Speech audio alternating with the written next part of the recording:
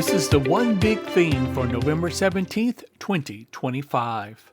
Today, China's first nuclear-powered aircraft carrier is no longer just a concept, it's now steel and scaffolding.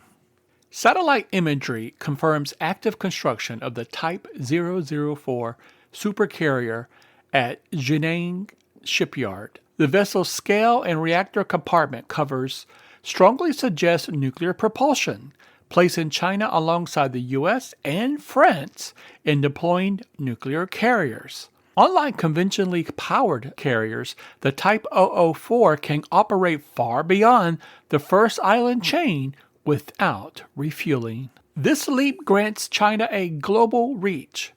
Coming days after Fujian's commissioning, the Type 004 signals a dual-track modernization, electromagnetic launch systems, and nuclear endurance. For Washington and its allies, this is a pivotal moment.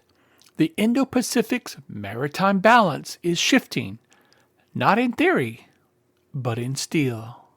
Be in the know or be left behind. Get the full daily briefing at geopoliticalthreatscape.substack.com.